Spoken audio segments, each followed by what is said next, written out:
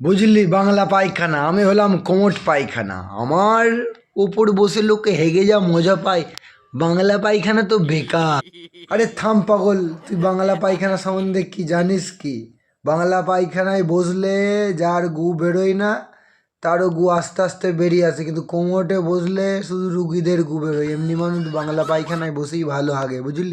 আরে তুই জানিস না কত মানুষ অসময়ে এই কোমট পায়খানায় বসে হেগে দিন চালিয়েছে, বাংলা পায়খানায় বসতেই পারতো না।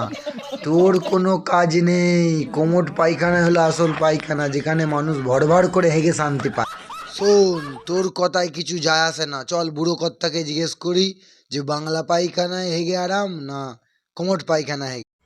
চল জিজ্ঞেস করি। ও বুড়ো কর্তা, বুড়ো কর্তা, ও বুড়ো কর্তা, তুমি বলো তো, বাংলা পায়খানা হেগে আরাম বেশি না কোমট পায়খানা হেগে আরাম বেশি, বলো?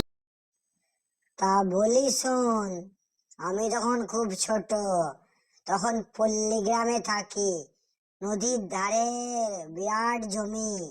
এবার জমির পাশে শালবনের ঝাড় লম্বা। সেই আলে বসে শালবনে পুঙা ঝুলিয়ে ভর ভর করে হেগে আর ফুড়ফুড় করে হাওয়া। সে কি মজা তোদের বলবো, তোর ওই বাংলা পায়খানা বসেও নেই আর কোমটেও নেই। সে ছিল সময়। সেই সময় হাগা এমনি সুসুর করে ভেতর থেকে বেরিয়ে চলে আসতো। এখন তো পায়খানা বসে করে চাপ দিতে হয়, তখন এমনি হতো।